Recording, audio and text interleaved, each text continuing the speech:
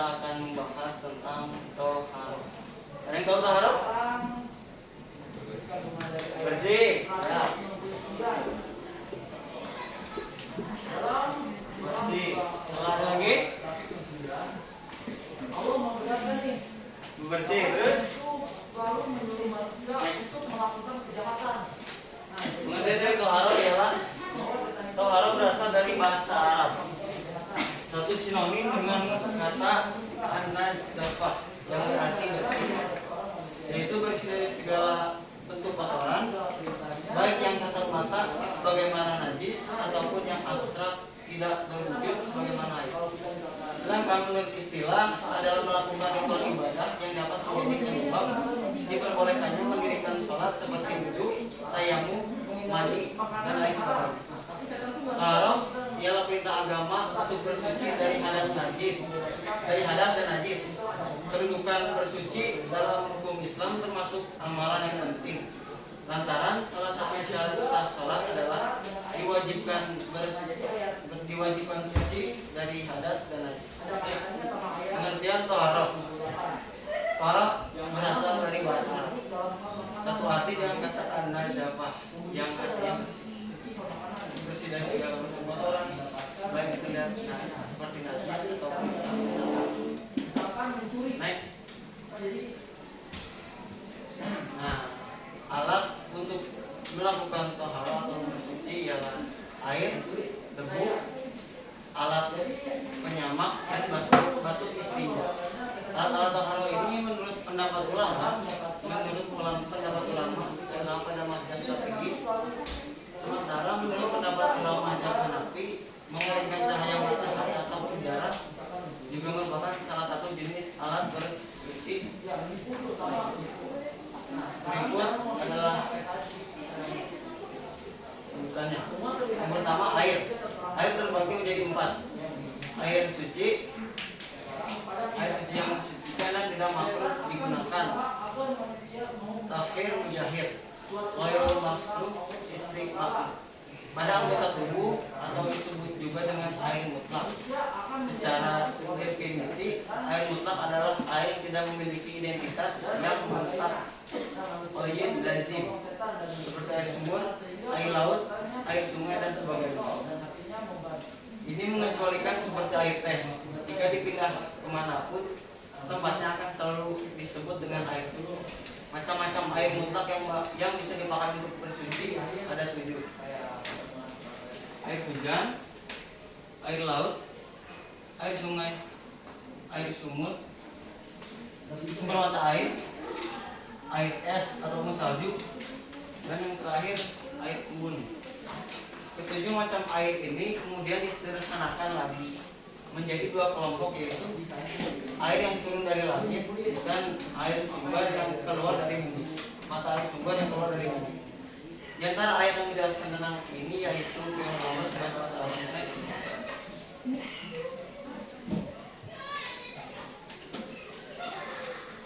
Uzubillahi minasyaitonir rajim. Bismillahirrahmanirrahim.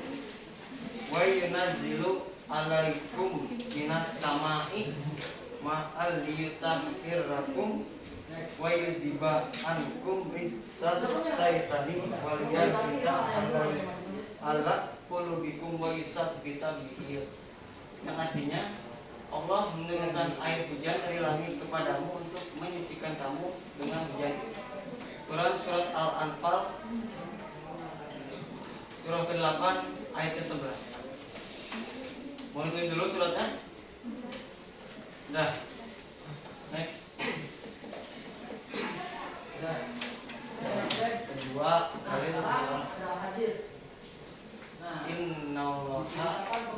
Innallaha yuhibbu bin al-musaffa al-Hifzi dari Muhammad bin Harb dari Nazabiti dari Marwan bin Rubah at-Tabiki dari Abdullah. Sungguh Allah menyukai orang yang tobat dan menyukai orang yang menyucikan diri. Al-Baqarah ayat 220.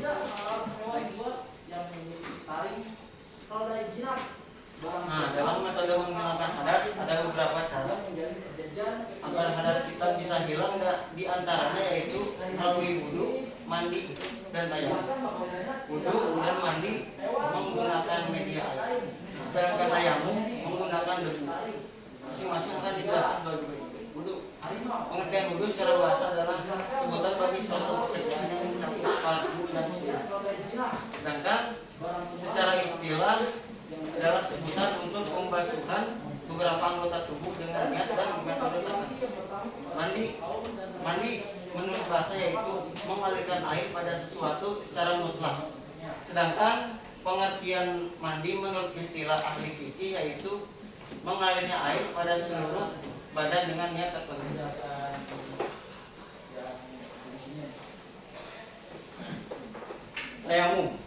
Tayamum secara bahasa berarti kesengajaan al-qasdi.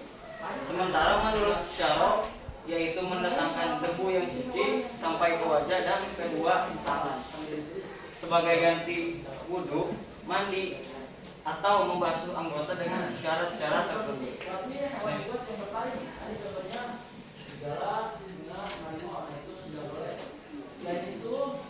Dalam metode menghilangkan najis. Najis secara bahasa berarti sesuatu yang menjijikkan. Sedangkan menurut istilah ahli fikih, najis adalah setiap benda yang haram memperolehnya, dimakan, diminum ataupun dipakai secara mutlak dalam keadaan leluasa serta mudah untuk membedakannya. Keharamannya bukan karena kehormatan suatu benda menjijikkan dan berbahaya terhadap tubuh dan alam. Maksud dari kata haram memperolehnya ialah haram dimakan atau diminum. Sedangkan kata mutlak di atas maksudnya yaitu najis yang sedikit ataupun banyak. Sementara kata keadaan leluasa ialah mengecualikan keadaan darurat yang memperbolehkan memakan benda najis. Dan kata serta mudah untuk membedakan itu mengecualikan memakan ulat yang sudah mati yang terdapat di keju, buah-buahan dan lain sebagainya. Next. Ini jenis najis. Dalam Islam terdapat 3 jenis najis. Yang pertama, najis mughalazah, yaitu najis yang sangat berat dalam mensucikan, seperti najis anjing, babi, air liur anjing, hewan yang terlahir dari keduanya atau perkawinan silang. Cara mensucikan benda yang terkena najis ini dengan membasuh 7 kali basuhan setelah menghilangkan bentuk dari najisnya terlebih dahulu. Kemudian salah satu basuhan tersebut dicampur dengan belut. Yang kedua, najis mukhaffafah, yaitu najis yang diperingan dalam mensucikannya, seperti air kencing bayi yang belum mengkonsumsi apapun kecuali ASI dan belum berusia 2 tahun. Cara membersihkan najis ini adalah dengan memercikan air pada najis tersebut dengan syarat kadar air lebih banyak atau lebih dominan dari najisnya, meskipun air itu tidak mengalir. Hal tersebut dilakukan setelah membersihkan air atau sifat-sifat najisnya. Najis yang ketiga, najis mutawasitah. Najis yang telah disebutkan di atas seperti kotoran hewan dan lain sebagainya. Najis ini terbagi menjadi 2 bagian, yaitu najis hukmiyah. Najis hukmiyah ialah najis yang tidak terdapat bau, bentuk ataupun rasa. Cara mensucikan najis ini cukup dengan mengalirkan air di atasnya. Yang kedua, najis ainiyah. Najis ainiyah ini yang terdapat ialah bau, bentuk ataupun rasa. Cara mensucikan dengan menghilangkan bentuk najisnya ini ialah dihilangkan dulu, kemudian dilanjutkan dengan membasuhnya sampai hilang sifat-sifatnya. Lanjut. Nah, syarat rukun taharah. Syarat rukun untuk melakukan taharah ialah Islam, yaitu mau sebagaimanapun dia bersuci bergaya bukan Islam maka tidak akan sah. Yang kedua, berakal. Kenapa orang yang harus bersuci harus berakal? Karena agar seluruh ibadahnya diterima. Yang ketiga, balik harus melakukan sendiri. Yang keempat, masuk waktu. Masuk waktu ini dalam ibadah-ibadah tertentu jika sudah memasuki waktu asar ataupun sholat yang lain. Tidak lupa, tidak ada paksaan. Tidak ada paksaan ini tanpa ada paksaan dari orang lain. Jadi melakukannya dengan tulus dan ikhlas. Bagi perempuan, berhenti darah haid dan nifas. Yang selanjutnya ada air atau debu dari tanah atau debu tanah dan tanah yang suci. Berdaya untuk melakukannya mengikut kemampuannya.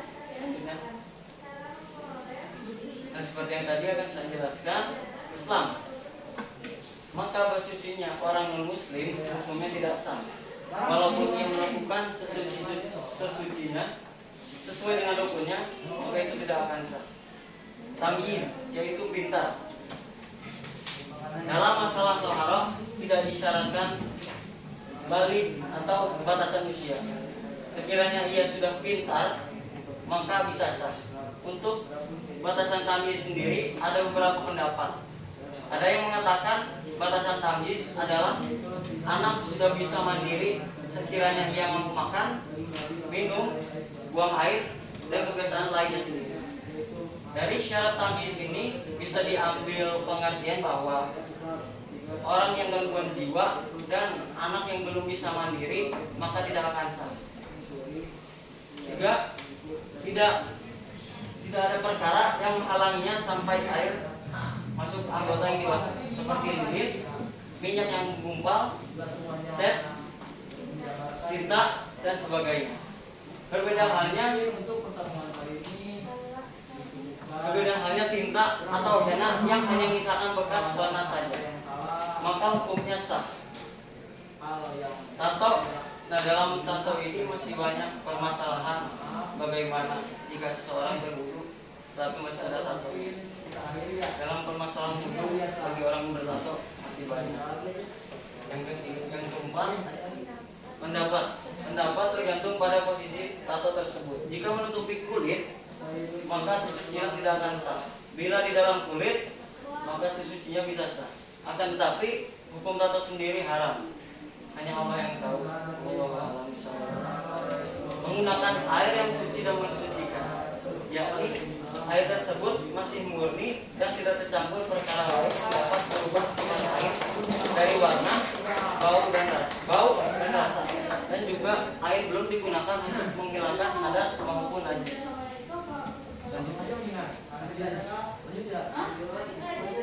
Ya, terima kasih.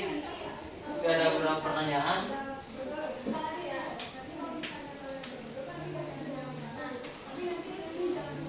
ikutin aja ya. Misalnya jelek soalnya.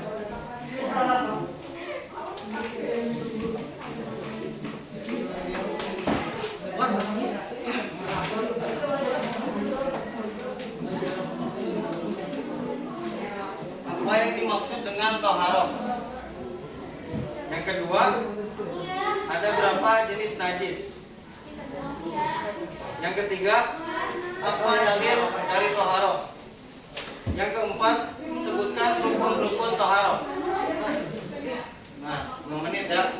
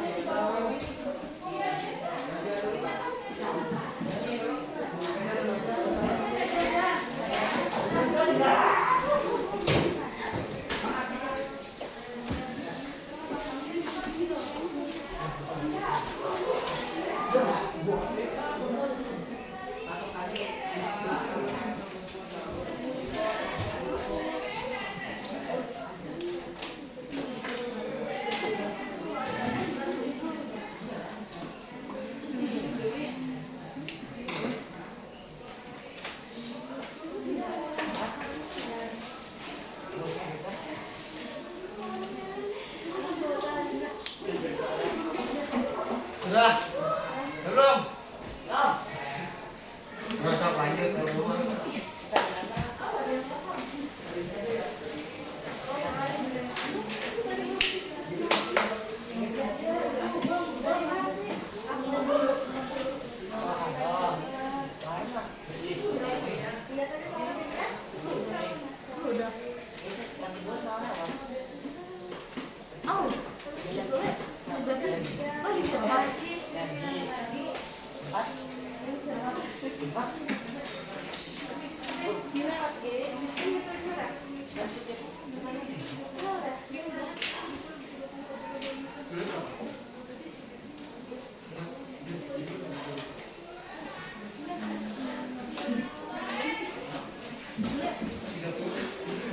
Sudah ya. Ya siapa yang pertama?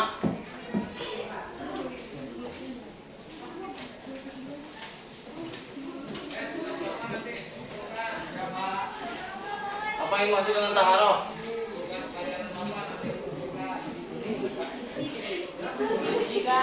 Suci, ya. Ada lagi? Hah? Ada lagi? Yang kedua, ada berapa jenis najis? 3. Bukan.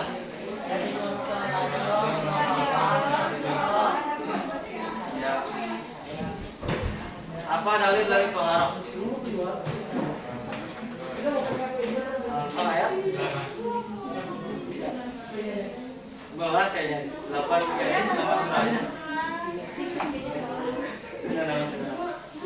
Sebutkan rukun-rukun taharah.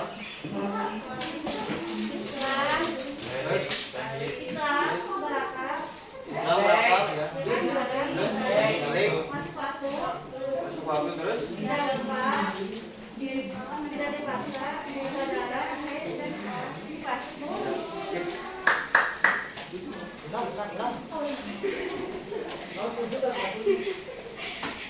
Ya, ya terima kasih. Mohon maaf jika banyak kekurangan. Mari kita baca. Bismillahirrahmanirrahim. Bismillahirrahmanirrahim. Ya. Subhanakallahumma wa bihamdika asyhadu an la ilaha illa anta astaghfiruka wa atubu ilaik. Assalamualaikum warahmatullahi wabarakatuh.